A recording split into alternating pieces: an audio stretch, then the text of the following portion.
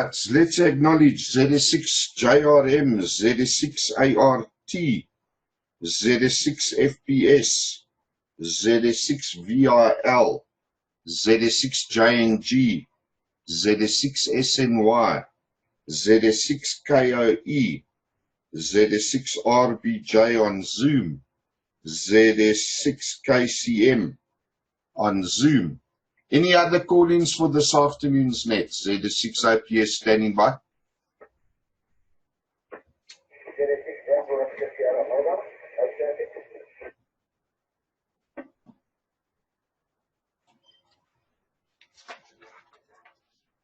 ZS6 whiskey, no traffic.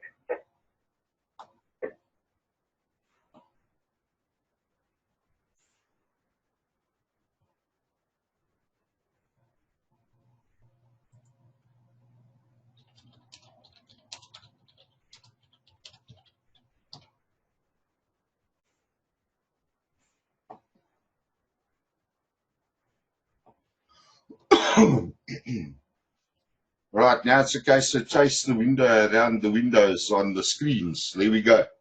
Let's acknowledge ZS6 Bravo Oscar Sierra Mobile on your way to church, so you'll drop out later. ZS6 Whiskey. Are there any other call-ins for this afternoon's net? ZS6 OPS still standing by.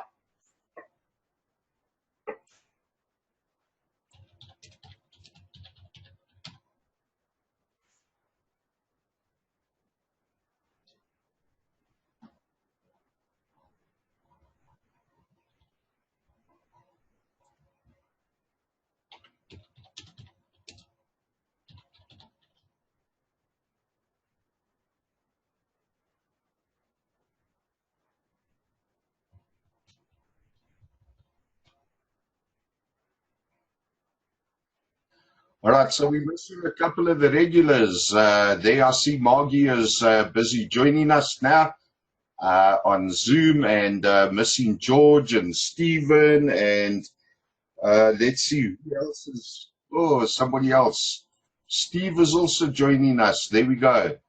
I wonder which Steve that might be now. Oh, yes, that will be Stephen. Stephen, you need to change your name, your name there. Right, any other call-ins for this afternoon's net?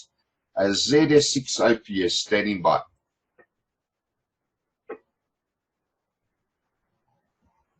ZS6 QRT, no traffic.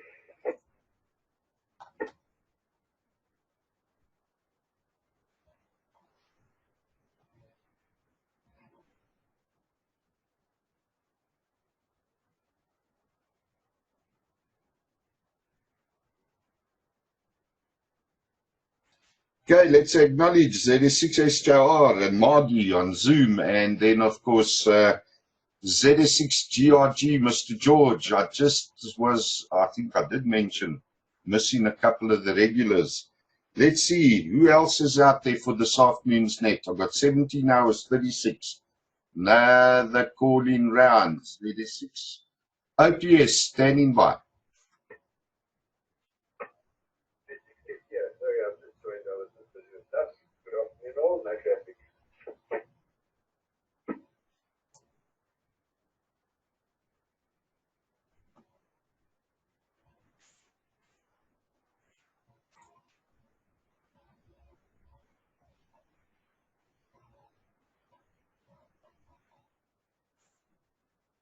All right, Peter, I'm just unmuting you there quickly. I don't see your video up. Which Peter is that? Have you got a call sign? Go ahead. On Zoom. Yes, Chad, I have. It's ZS6LLH, but I'm just joining on using Zoom today. Lima Hotel, is that affirmative? Affirmative. All right, I'll announce you there on air now shortly. Stand by. I'll keep you unmuted for now, and welcome.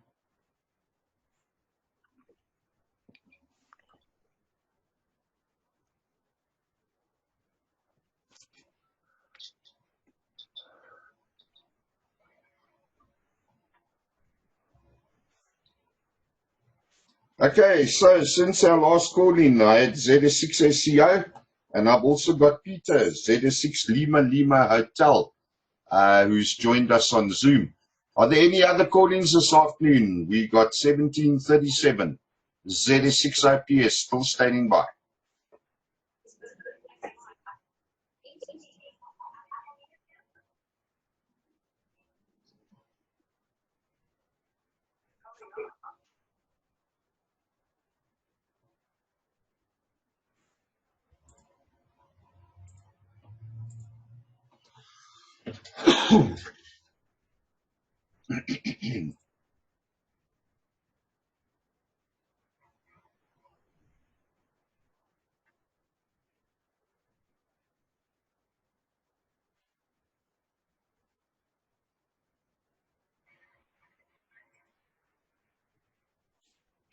$17.38 on the 11th August 2019.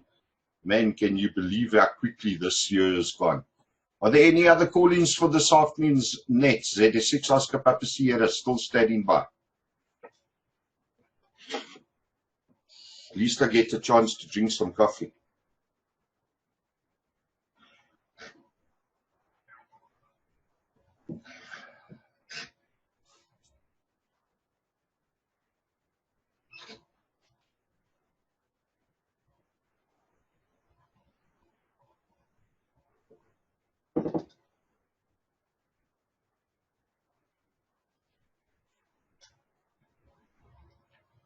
I think Rory showed us a video there just now of him cooking curry. I don't know why everybody's got this curry aspect. It must be the cold weather. And no, I'm not on air at the moment, so don't worry. I think I must put a light at the back here that shows you guys on Zoom when I'm on air. Okay, there we go, 17:39, last minute, last round of call-ins. Anybody else that's late on joining this afternoon's net? ZS6 Oscar Papa Sierra still standing by.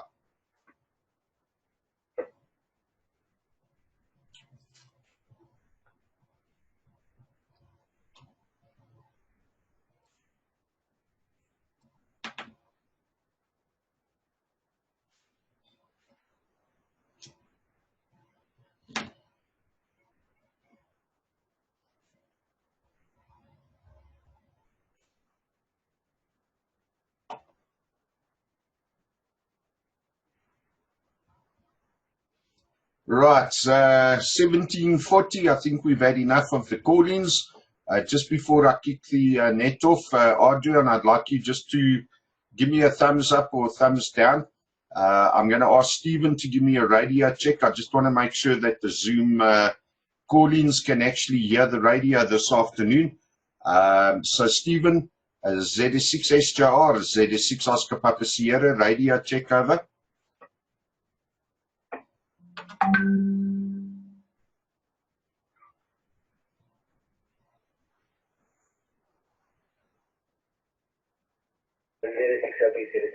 Sorry, I'm not too familiar with the Zoom, so or from I can hear you obviously on the radio, but I haven't picked up anything on the Zoom yet. 36 All right. Yeah. Okay. Thanks, Stephen. I forgot that you weren't on the radio. You were on Zoom only. So let's do this test. Adrian, did you hear Stephen? Okay. Thumbs up or thumbs down? So it was a bit low. All right. ZS6 KOE, ZS6 IPS. Give me a radio check quickly, please, over. ZS6 OPS, ZS6 KOE, radio check.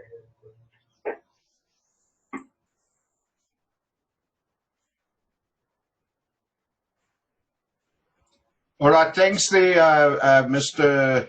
Vaughan. I got that. Adrian, just tell me thumbs up, thumbs down. Were you able to hear Vaughan okay? Okay, we got it. So I managed to get the volume up. Good stuff. Okay, good afternoon, everybody, and thanks for joining this afternoon's net. I see we got a fair number of people at our net, and of course I'm drinking coffee and splashing myself on the white T-shirt here. As every week, the purpose of this net, we come together as radio amateurs who have got an interest in pure and simple emergency communications. I don't know if I just suddenly dropped out there, but now all of a sudden I've got USB ports going crazy there. Okay, so this net is run every Sunday afternoon for radio amateurs, licensed radio amateurs who have an interest in emergency communications. You don't need to be a member of anything, anybody, or anything otherwise except to pay your ECRN license fee naturally. This net is run every Sunday afternoon from 17 hours 30 for approximately 1 hour. And we discuss anything that's MCOM related or just have a general call-in. Every now and again, we just have a meet and a greet, and any questions, anything that the amateurs would like to raise and or bring up. The net is also including Zoom meetings. So many of the members actually do come up on Zoom now. If they are not near their radios, they're more than welcome to join us on Zoom. And of course, we've got non-amateurs that will be joining us on Zoom. However, their questions, etc., are not necessarily broadcast on air, and I will just relay between them and everybody who is physically on air. Now, last week, I actually started the discussion on the need for first aid and first aid training. And one of the questions that was brought up was a question regarding what happens if, for example, you are at the scene of a motor vehicle accident and there are no ambulances available. Where do you stand as an individual, let alone as a first aider, with regards to transporting the patient to hospital? Pierre, if I'm not mistaken, that was a question you posed. Just confirm that for me quickly. ZS6 FPS, ZS6 OPS.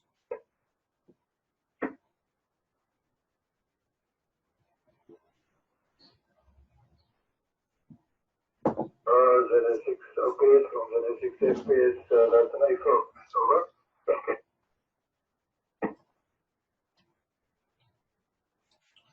All right, good stuff. ZS6 OPS returning, good stuff. At least that's confirmed, and I also take it that the question itself is accurate. At least I've raised that question today as accurately as what Pierre gave it to me last week. So for those of you that did not tune in last week, I just want to reiterate a couple of points that I did bring up. And that was with regards to the need for people. Take note, I didn't say radio amateurs, I said people. So unless radio amateurs are not people, then this naturally wouldn't apply to them. But however, you are people, and it applies to each and every single one of us as an individual.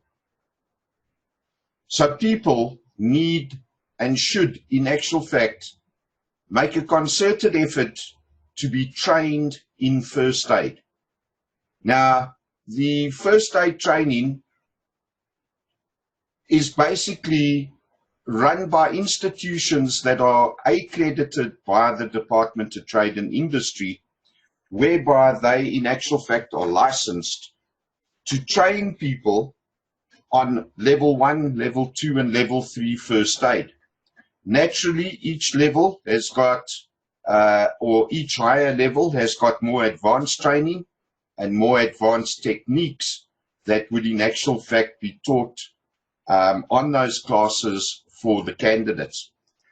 The reason for this is quite simply that an emergency or a medical situation, or to be more accurate, a medical emergency can occur anywhere, any place, at any time, and it can affect any person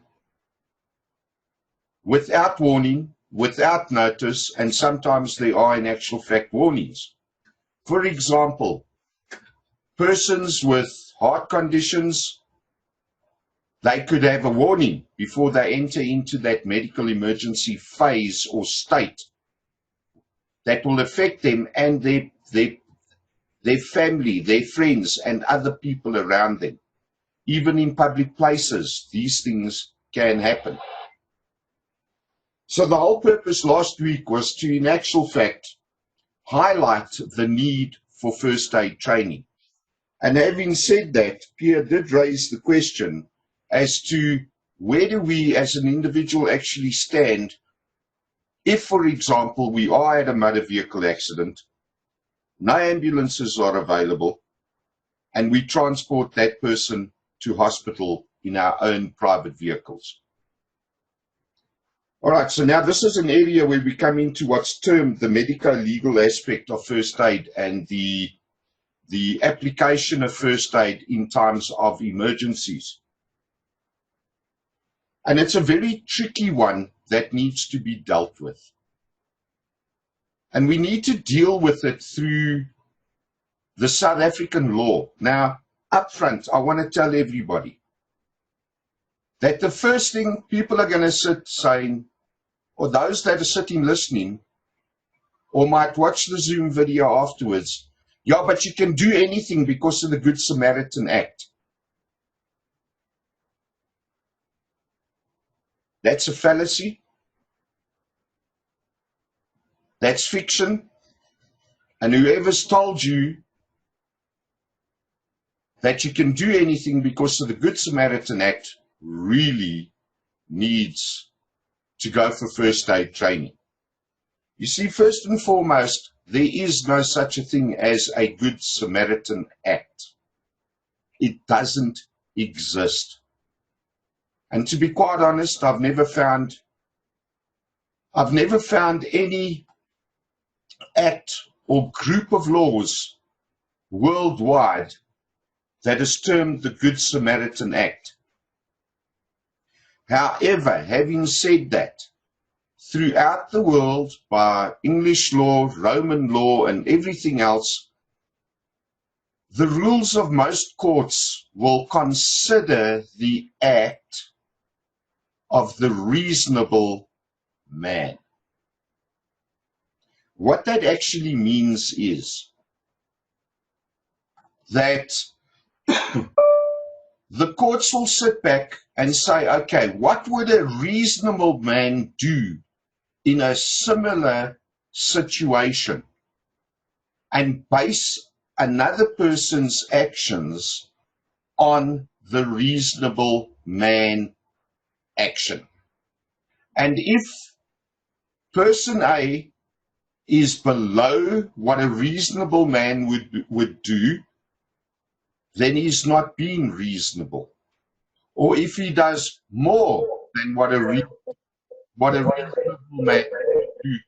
Sorry, somebody's microphone has just been unmuted. Steve, there we go, unmuted you. Sorry, my apologies for the feedback there. Okay, so if person A does more than what the reasonable man would have done, he could be considered to be doing things of an excessive nature. So anything above the act of the reasonable man could be construed as excessive. And anything below the actions of a reasonable man could in actual fact be construed as negligent. Now, both of these areas are areas that must be taken very seriously when you are conducting yourself in an emergency or disaster situation. And bearing in mind that because of the fact that we are on a net that is focusing on emergency communication matters and emergency communication concepts, we need to understand that any person who might find themselves in a position whereby they could make a recommendation to somebody in the field, you need to understand the act of the reasonable man, especially when it comes to the first aid aspect.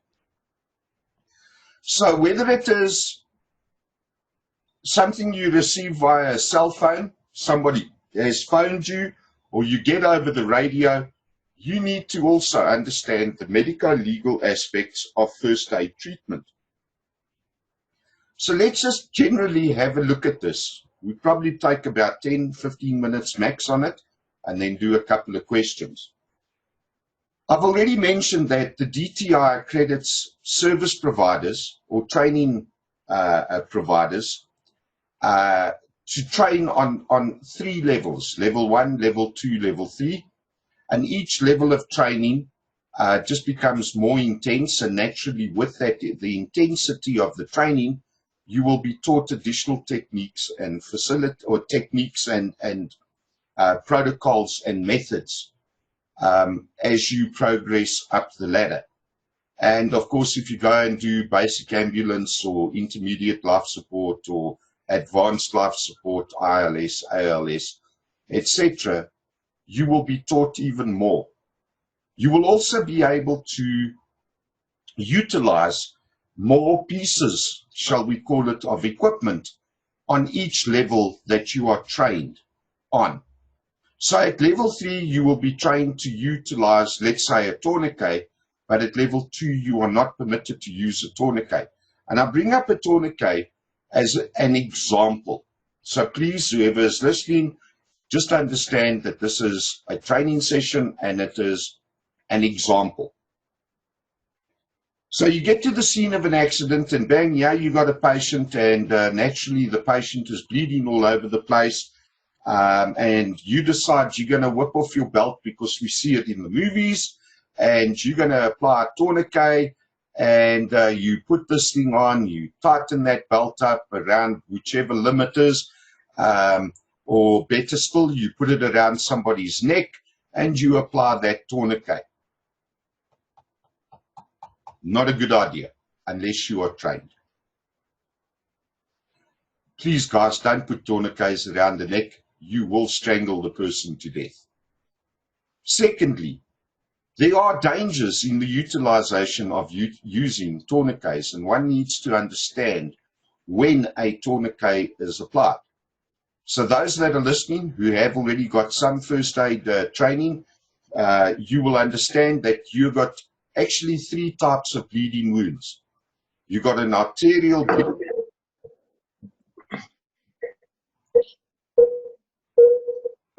Steve, for some reason, your microphone keeps on getting unmuted there. Okay, so apologies again.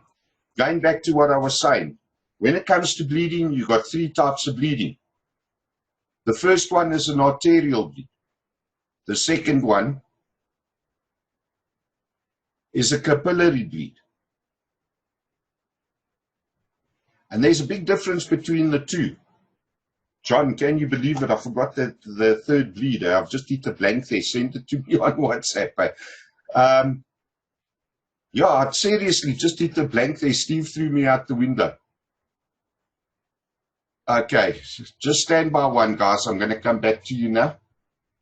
ZS6 OPS. Adrian, what's wrong? No, arterial bleeding. Yeah, but it's the other. It's the other one I'm looking for. Arteries and veins. Okay. All right, there we go. Thanks a lot there. ZS6 OPS returning. As I said, Stephen just threw me out the window there on the arterial bleed, the capillary bleed, and of course the venous bleeding. So you've got 3 different types of bleeds, and the one is more serious than the other, which is more serious than the third. So utilizing the tourniquet, for example, you need to understand the level, or at least you need to understand the application of the tourniquet. And that will only be taught at certain levels and not taught at all levels. So what would happen if you do in actual fact apply a tourniquet and you were wrong in terms of your application? Where do you actually stand? Well, this is now a point where I think somebody disappeared there now. This is a point where it gets very difficult because of the act of the reasonable man, firstly. And then secondly, even though there is the whole aspect of the act of the reasonable man that will be taken into account, If you treat less than what you are trained at, you could be negligent. And if you apply more treatment than what you are trained at, you would in actual fact be considered in the excessive. And both of those could get you into some legal issues. Now, that's exactly where I wanted to go to with the legal issues, because it's called Medico, legal, medical, legal application or issues that you could find yourself in. And up front, I'm not inclined to say, guys, do whatever it takes and face the consequences afterwards. The reason I say that is purely because of the fact that if you do just go ahead and do something and find that criminal charges are brought against you, or even civil charges are brought against you, you will find yourself spending a lot of time with lawyers and in the courts, and it's going to cost you thousands of rands. So up front, I believe whenever somebody tells you that, it's better not to do anything. Because if you treat a patient and they themselves or their family members decide to take legal action against you, you will pay a lot of money in order to prove either your innocence on a criminal, if it's a criminal case, or that you were not at fault if it was on a civil case. Avoid the expenses. And to avoid the expenses, get trained, go through proper accredited training, and find out exactly what it is you are permitted to do at the level of training that you receive. The thing that you need to understand is that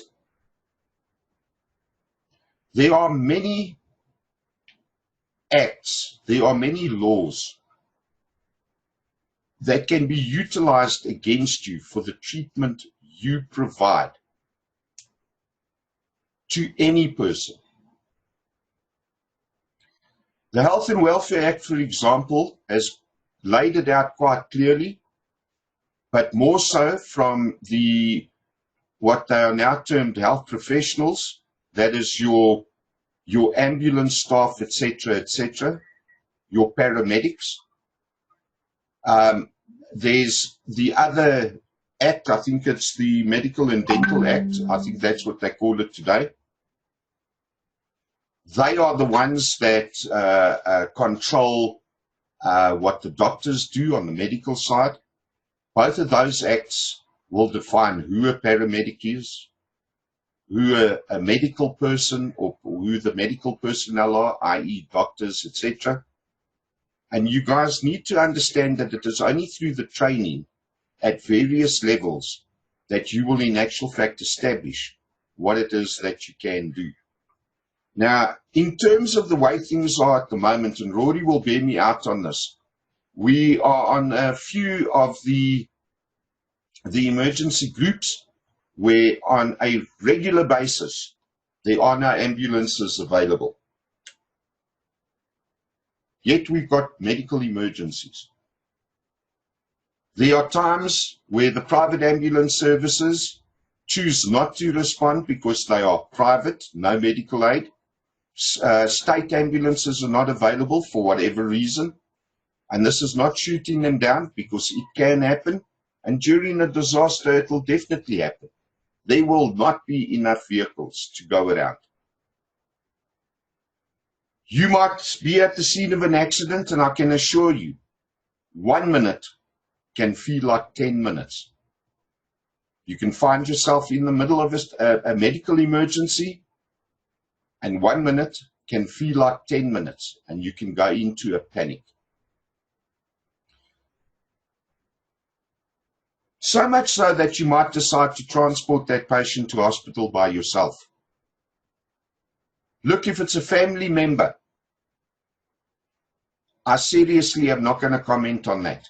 But if it is not a family member or a private individual, a member of the public, please, people, do not transport that patient in a private vehicle. And the biggest problem is because you don't know what additional damage or further injuries you can cause to that person who you decide to bundle into your vehicle. I know we see it all the time on TV. Guys are loaded up onto the back of buckies, put into boots, dragged into back seats of motor vehicles. You don't know if they've got spinal injuries. You don't know if they've got head injuries. And you will be the one that will have to explain when you arrive at the hospital and a declaration is made and you've got that person in the back of your vehicle. It's going to be a serious legal matter. And that's the whole aspect of the medico-legal aspects of first aid. You can only provide first aid assistance to people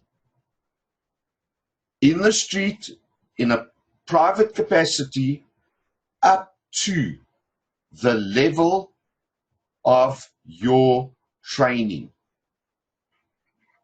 And on that note, I want to say the level of training is based on you having a valid, up-to-date certificate,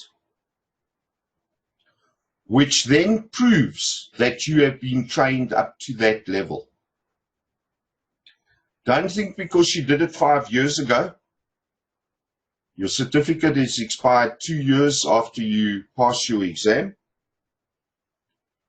that you're still permitted to do things today. You're not.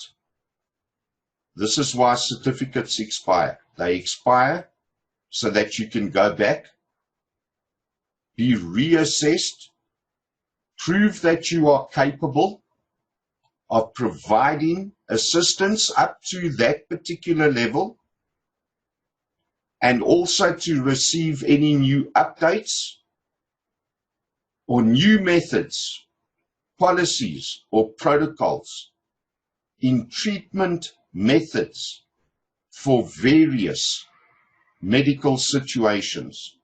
And that is especially true to your CPR across the board, to your treatment of trauma patients, spinal injuries.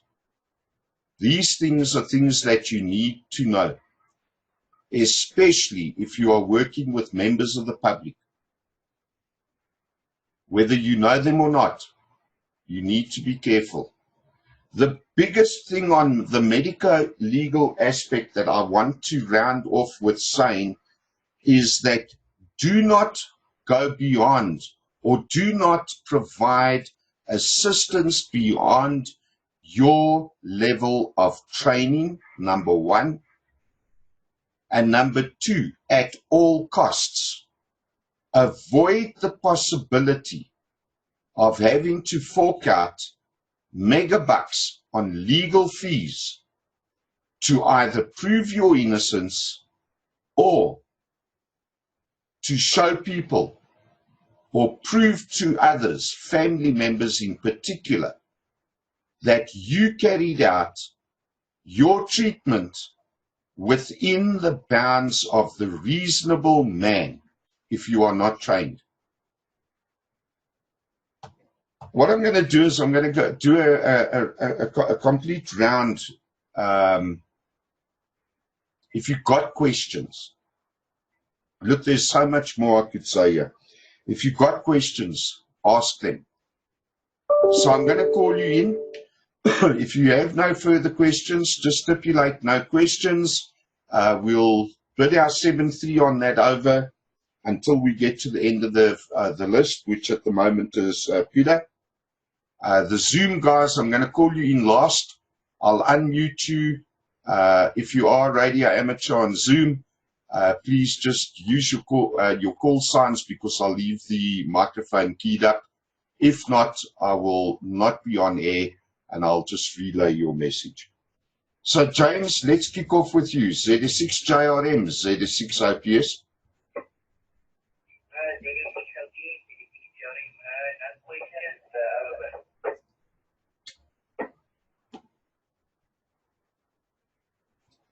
All right, thanks, James. Arthur, ZS6 ART, ZS6 OPS. No questions from my side. ZS6 OPS, Thank you, Pierre. ZS6 FPS, ZS6 OPS. Well, thank you for this, all this information. Thanks to everybody. I've got no further questions at this stage. ZS6 OPS from ZS6 FPS. Thank you, Battis, ZS6 VRL, ZS6 OPS.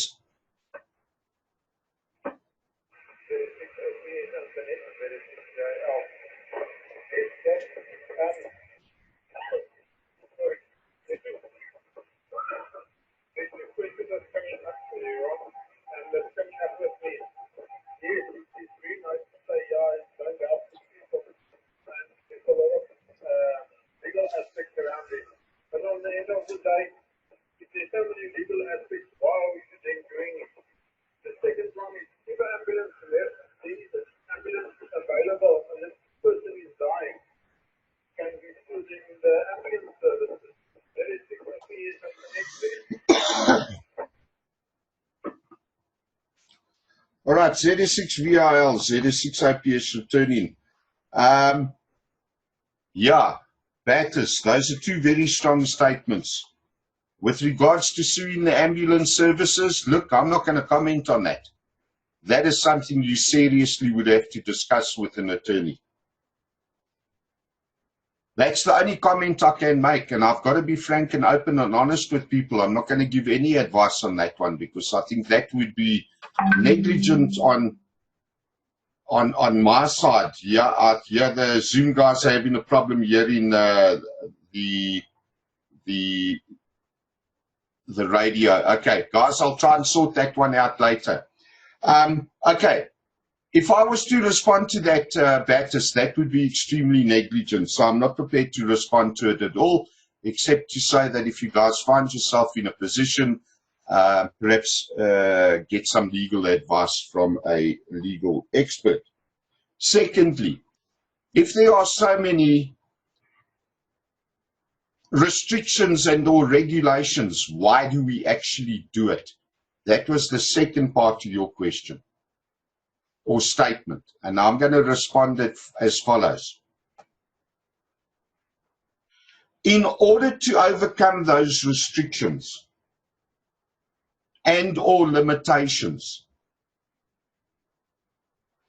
go and get trained on a level 1, a level 2, or a level 3, so that you have got a skill set that can be applied, which would in actual fact show you what rules and regulations you should not or must not exceed. The whole thing comes down to training. Without the training, then maybe you shouldn't do it, regardless of what happens around you.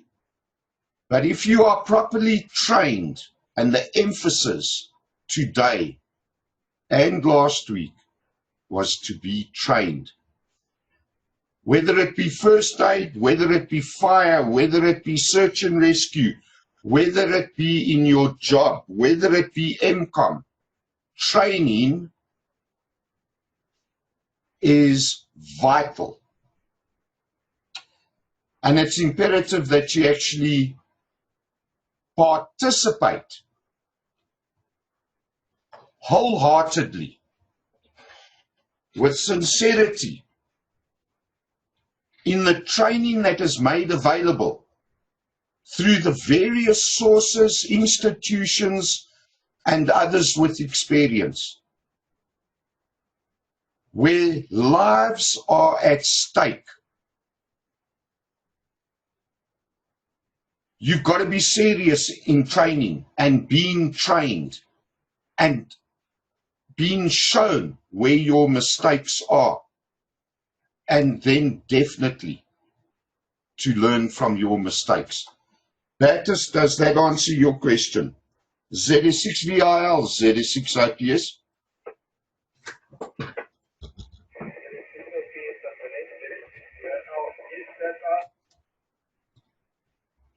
But I'm actually honest with you, I'm struggling this fast in legal things on my own, and every time I see something, I think, what trouble can I come? And this is help. But yeah, it was real at this time. It's worth doing. Very successfully, very help.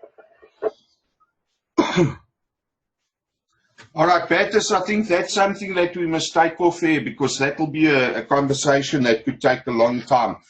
Also, you're very low down this afternoon, and I think a lot of people are not actually hearing you. I'm hoping the next caller, which will be John, will be a bit louder. I just swapped speakers around. So, Baptist, I'll chat to you on WhatsApp on that one. ZS6JNG, ZS6IPS. ZS6PS from ZS6JNG. Yeah, Chad, as you sure you know well, a lot of this is still very close to my heart. And I, having been out of the game as such for a good 20 odd years, and having not so long ago done a level 1 first aid course just to get certified again. It's like chalk and cheese back to the 80s, and I'm sure Margie will agree with me on that one. When we were trained at a much higher level from a first aid perspective than what is happening these days. Number one, and number two, I think a great deal of thought needs to be put into the first aid, or should I say, the first aid training organisation that is used, or that you use to get your training. Because I have personally had an experience in the past where the person trying to teach first aid can hardly spell first aid. So I think a lot of these things have become commercialized. People don't have a passion for it anymore. It's all about making money. And I think a very great deal of thought needs to be put into who you use for your training, number one. And number two, level at which you can actually be effective based on the syllabus that level provides. I certainly found level 1 to be not really worth the paper it was written on. And I'm sorry if I've upset anybody with saying that, but that's a personal opinion. Back to you there, Chad. ZS6OPS from ZS6JNG.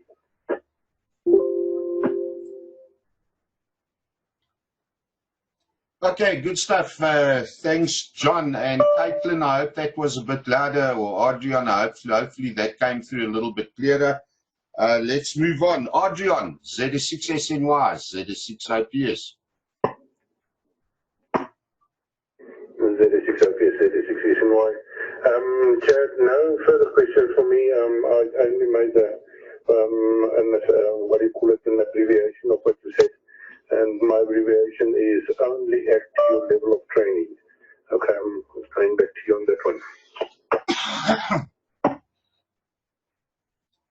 No, Adrian, absolutely. And I think John also added the second major point there is make sure that your training provider is a training provider and not a fly-by-night, because I have to agree with him on that one. Okay, ZS6KOE, ZS6OPS. from ZS6KOE. No questions.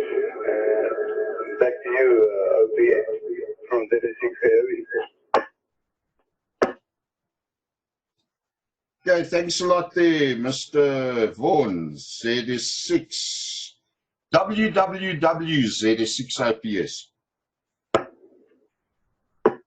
ZS6 OPS, ZS6 Whiskey returning. Evening, Chad. Some very, very important and valid points there. I got Chad to be listening this evening. No further questions on my side, so I'm going to say every and look forward to catching everybody again next week. ZS6 OPS, ZS6 Whiskey.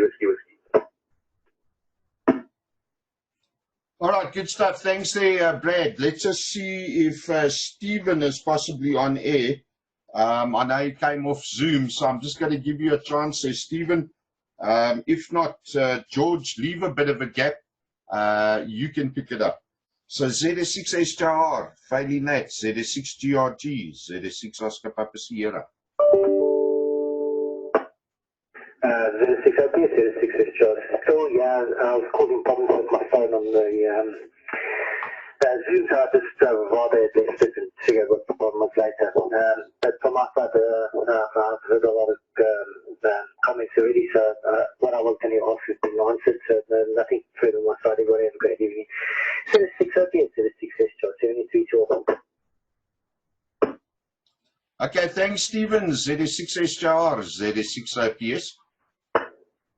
My apologies, ZS6 GRG, ZS6 OPS. Jeepers, I nearly pushed the PTT. Yeah, ZS6 GRG, that sounds like me. Yeah, guys, listen, I've heard a lot of input on the legal aspects, and I'm quite happy to listen, because that's quite important. With regards to the after effects of how you act in certain incidents. I'm going to hand it back to the group, ZS6 OPS, so there's a GRG.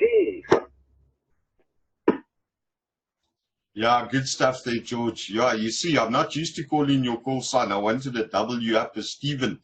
Oh boy, two Georges, that could have been a problem. Good stuff, George. Let's move on. Norman, ZS6 SCO, ZS6 Oscar Papa Sierra.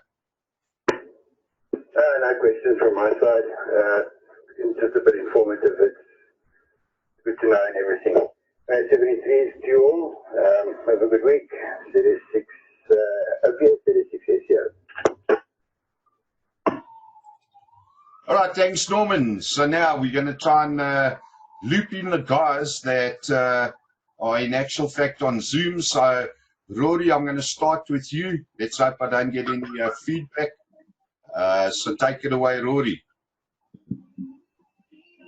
Yeah, do you copy me there? Go ahead.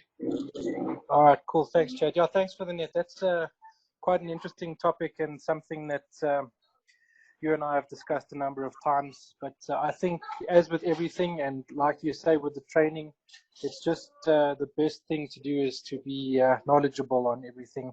And if you do have the training, it's not enough. You need to know where you stand with regards to the law. Thanks very much for the net, and we'll see you guys next week. ZS6 OPS, ZS6 RBJ. All right, ZS6 RBJ, ZS6 OPS. Thanks, Rory. I'm going to move on, Caitlin. I'll unmute you. ZS6 KCM, ZS6 OPS. Go ahead, over. ZS6 OPS, ZS6 KCM. I have 3 questions. My first question, what is happening in terms of getting our CERT members qualified? The last time we spoke, you had something or other done. The second question is, can you start at a level 2 or level 3, or do you have to do 1 till 3? And the last question is just a little bit more of a serious question. If it is a life and death situation with everything considered, what do you do? If you have to take one second choice, what do you do? Do you save the person's life, or do you just go the legal route? ZS6 OPS, ZS6 KCM. All right, thanks, Caitlin. Yeah, those are 3 very good questions. So let's see if we can answer them simply. As far as qualifications are concerned, guys, every time I put out on the group, as I've done over the last 2 years, very few people come back. To run a decent class, regardless of who you are, what you are, who you belong to, or otherwise, you need at least 10 people to make up a class for a training provider to actually come out and try and accommodate non-employed persons, if I can put it to you that way. So let me just justify that statement. If you work for a company, you can ask your company to send you on a DTI-approved first aid class. Now, classes start, or some of the classes could be 3 or 4 days, others could be 5, others could be 7. It all depends on your training provider, which means that you have to take off work to go and do whatever level. I'll answer the level question in a minute.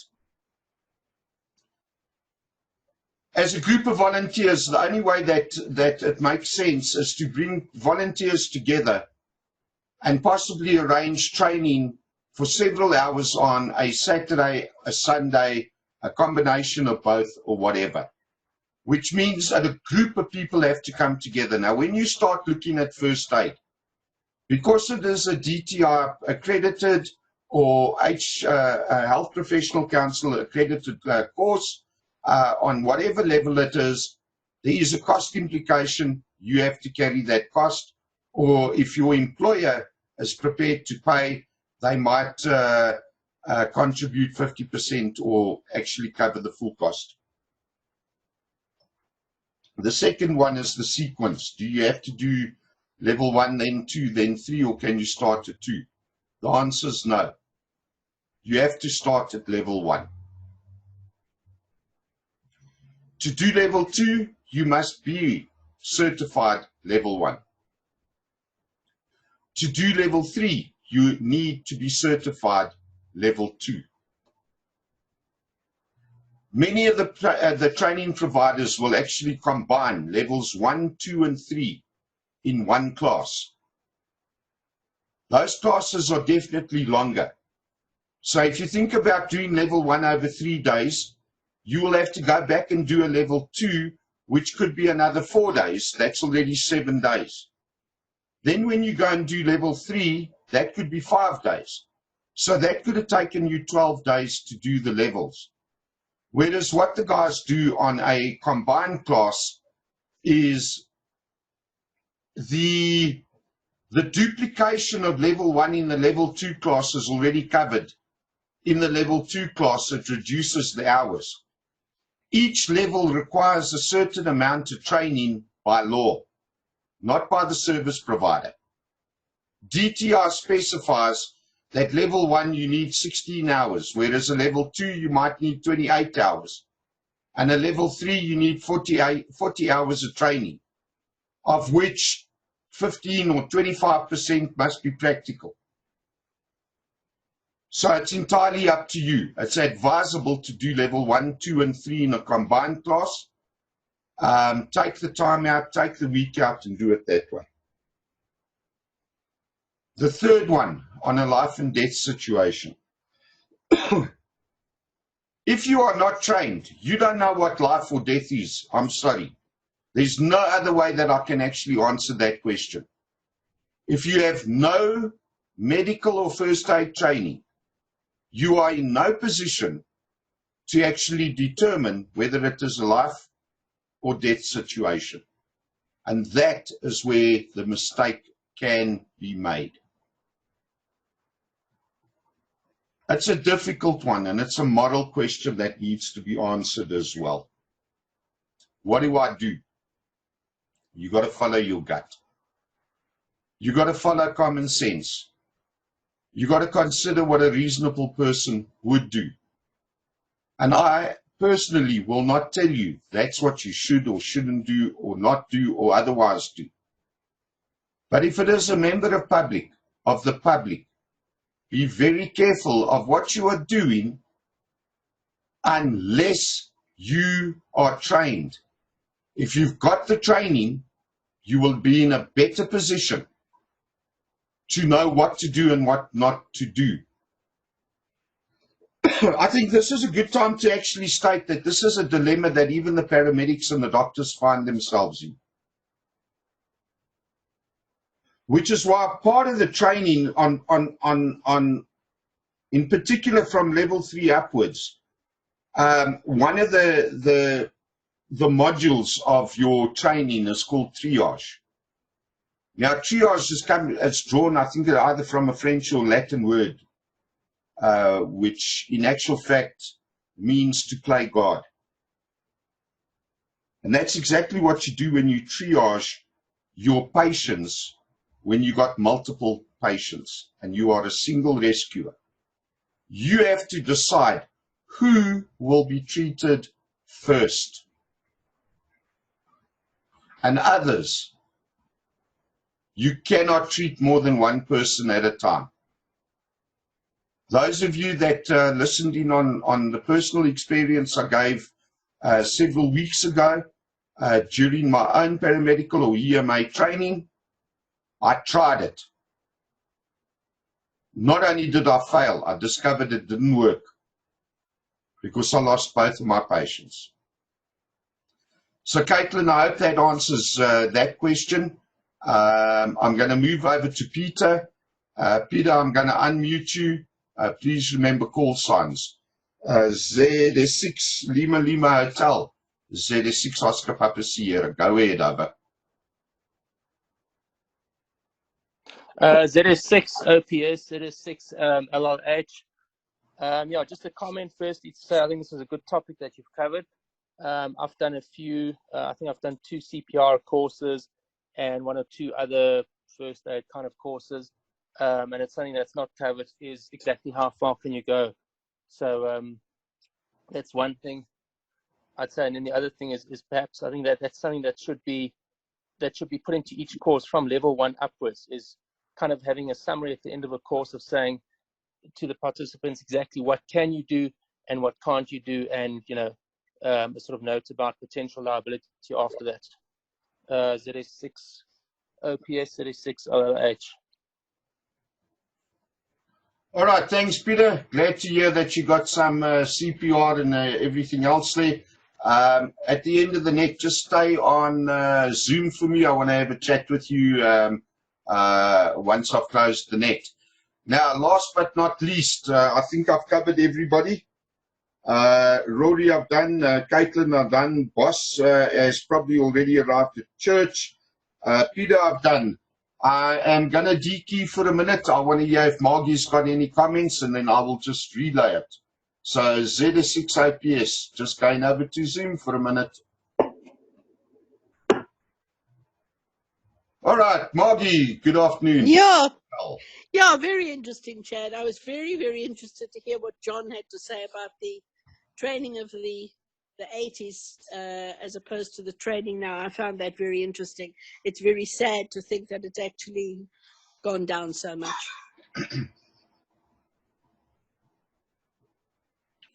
All right, Margie, I'm going to go back on air. I'll mute you there, and then I'll just relay it.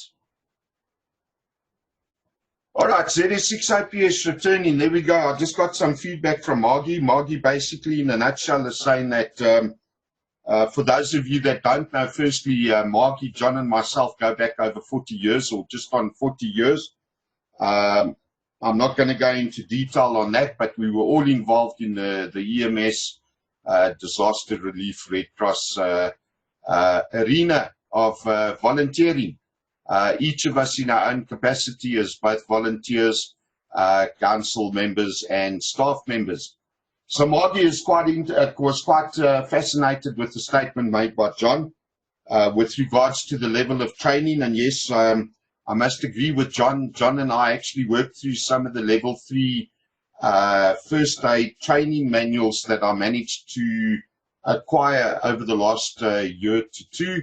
And between us, we discovered that the level was, well, the level 3 was actually probably a little bit lower than what would have been the Red Cross's general first aid certificate.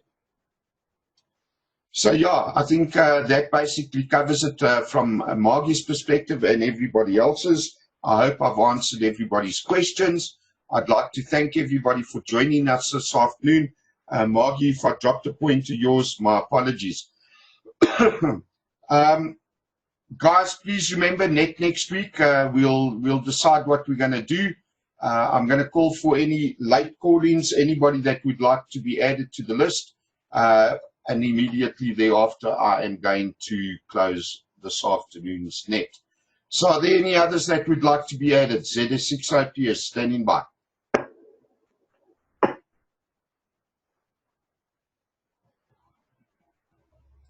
Okay, nothing heard. There we go. Thank you, ladies and gentlemen, for joining us this afternoon. I'd just like to remind you that this net run on a Monday, on a Sunday afternoon at 17 hours 30 Central African time, specifically for radio amateurs who have an interest in emergency communications or EMCOM. On that note, I'd like to say to everybody, have a great week. Of course, be safe, be prepared, and most definitely be happy. ZS6 IPS now releasing 145.625 for general use. Cheers, everyone.